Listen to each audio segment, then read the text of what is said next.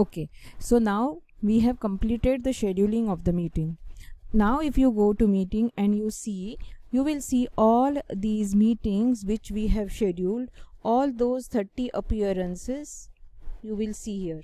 Can you see all these first standard total there? If you go to the till end, you will see total 30 meetings. Now it is showing 32 because I have already scheduled 2 meetings earlier, so those 2 meetings were counted there along with 30, so it is showing 32. So understood? So these many meetings are there now. Now suppose I want to check what is actually written in this. This is going to be a document. See now how it is going to show you. Yes, so can you see now whatever we have written under the topic, under description, you can see all these things are present here. Now what is important? Again, meeting ID, the meeting password, it is hidden. Of course it is a password, so it has to be hidden. If we see whatever was given the password, it will show you here. Then all those detailing which we have done while scheduling, you will see it here. Now what is this join URL? See, this URL, if you use this, the students who have not installed Zoom on their laptop or mobile, still they can join your Zoom meeting if they click on this link. Now how it will be used? So before that, we will just check what is there in the invitation, because this link will be there as well. So we'll go to copy invitation. So see now what you can see here. All those things which we have written there, it is there. Why it is getting created? Because when you are scheduling a meeting, finally the meeting will be for the participants, right? So you need to call them. So how you are going to call them? You have to tell them all the details of your meeting, means the meeting ID, password, and this URL for them, for those who do not have the Zoom installed on their laptop or desktop. Now instead of editing here, because it is not possible, what I am going to do is I am just going to copy this whole details, whatever is written there, and I am going to put this in my Word file. So I will open Word here. It is not required, you need not do it again and again, because you are going to schedule only once, right? You are not going to schedule it every now and then. If you are going to use the same ID and password for maybe 2-3 months, you will just need to schedule it once. Okay, so I have copied it, I will paste it here. Whatever was there, it got copied here. Now I will just modify this so that whatever is required to be read by the parents or the participants who are going to join your meeting, only that will remain here, and all other things I will just delete. All these dates, right? 30 dates, we need not have this. So now I am just deleting this. So this also need not be there. This is some link which is not required to join any meeting, so I will delete that. See now what is the important thing? You can see it here. Dr. Deepali Savai is inviting you to a scheduled Zoom meeting. Here your name will appear. The topic of the meeting is first standard class. Time will be so and so. Every day until June 30th, 2020. 30 occurrences also, if you want to delete, you can delete. I'm just telling you how you can create the document as an invitation to be sent to the parents. So please download the import and import the following iCalendar. Ye kyun chahiye? We need not have require this, right? So this is given by Zoom to tell us what we should do if we have to put it in our Google Calendar.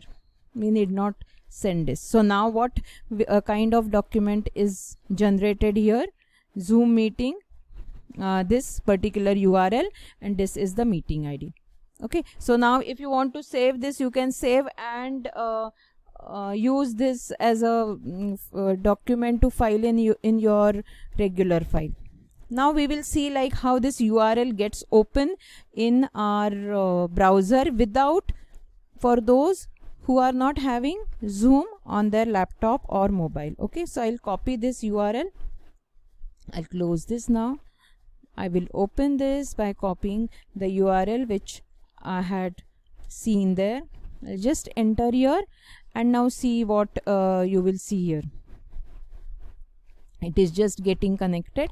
I'm just showing you this will be useful to only them, those who have not got the Zoom installed on their laptop or mobile, right? So see now, even if those who have not installed their Zoom app on their mobile, they will see this screen, the screen which we got when we have installed our Zoom application, remember? So this is there, and now it will connect. So I will not connect just now because we are going to see it afterwards. Okay, so now we have scheduled it. Now just assume that you have scheduled a meeting and now you want to join the meeting. Okay, so I will come to this Zoom app which was installed. I'll go to start. I will open this Zoom app. Now again you will see this screen, remember this which we have seen after first when we installed it. You will see your photo here now. Now we are not going to start any new meeting, we have already done it. Now what we are going to do is we are going to join. Now when we are joining the meeting, the computer is not going to understand whether we are host or whether we are just going to join the meeting. So it will not make any changes here which we have done earlier at the time of scheduling the meeting. So now I will type the meeting ID here. I have copied it. It is 77446744874. So this is the meeting ID. If I click here, what will happen? Do not connect to audio. This means that if I join the meeting, nor I can speak, nor I will able to hear those who are speaking. You may have observed some time before that when somebody joins, maybe when somebody has joined, the person was unable to hear nor able to speak. It was because that person must have clicked this. So you are not at all going to click this on. Second is turn off my video. This option we have already clicked there, but as I have told, that computer will not understand that you are the host, so it is asking you again. So turn off video, on off, you can do that. And now I will join. Okay, so I have joined the meeting and now you can see my photo which was uploaded there. As the video was off, it is showing the video is off. If I want to make it on, I can switch it on by clicking here. If I want to mute myself, see both these options are muting. It is for your control. So if you want to show your video, you can put it on and off from here. And here, from here, you can just mute yourself or unmute yourself. Now we will see all these controls which you can see here. There is a security which is provided by Zoom, security for your meeting. Okay, so I'll click what is there here. Log the meeting. Now suppose a student comes late to your class and you don't want to take him inside your class, your virtual class, then you can log the meeting. So our class is going to be only for 40 minutes. From 40 minutes we are just going to teach them for 30 minutes. Now if the child comes late by 10 minutes, you don't want to allow him, then you can log the meeting. We will decide whether to do it or not, but I am just telling you, when you log the meeting, it will show you have logged the meeting, no one else can join. So henceforth, even if the child has got the meeting ID, the password, he will not able to join. So I'll just make it off, because this may not be correct to log the meeting, as there may be a problem of internet connection. So maybe few people may come late to your class, which we have to accept. Enable waiting room means if you go inside a class and you want to check who are coming to your class, so they will first, whenever they are going to join your meeting, first they will wait. Wait means what? Virtually you will see their names appearing in the box which participation box, which I will show you now. So there, once the child comes in, you will see that somebody has come, and then unless and until you ask them to join, they will not able to join. Just have to click there. So that waiting room, if you want to enable, you can click here, enable the waiting room. If you don't want, see here, this tick mark shows that it is on. If you again click, it is switched off. Share screen, chat and rename themselves, this I will explain after few minutes. Now first we'll go to participants. Just now I told you, if there is a waiting room, you can ask them to come in. So this is the room. This actually part of the screen tells you who all are there present in your class. So now if I want to make this waiting room on or off, all those controls which just now we saw under security, you can see it here. Enable waiting room, lock meeting room. Now what all these other options? Mute participants on entry. This is very important. When what happens, like when the child comes in, they start chit chatting with each other, and it will create noise in your class. So if you want to keep this mute on, again this is, you can see the tick mark here, this is on just now, means each and every participant who will enter in your class will not able to speak when they enter.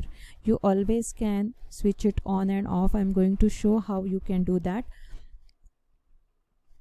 So now you are not muting the participants, they will start chit chatting and you will not able to speak anything, nor they will able to hear what you are speaking. So we are going to mute all the participant once they come in. Other option is allow participant to unmute themselves. Now here, actually speaking, you can mute and unmute themselves. If you make this off, I'll click on this. What is going to happen is, allow participant to unmute themselves is now off. That means if you are muting them, they themselves will not able to unmute themselves. See, initially they may not be knowing all these controls, how to mute, how to unmute, but now once you will start taking these virtual classes, they will understand all these controls. Then even if you don't unmute, they themselves will start unmuting, and then they will start asking you a few questions or chit chatting amongst themselves. So if you want to do that, if you want to avoid that, you don't click this allow participant to unmute themselves, we will not use. So I am not ticking here. Second is allow participant to rename themselves. See the name of the participant which is given at the time of registering or entering, by to rename themselves. So we will again click on this. So now the control is, now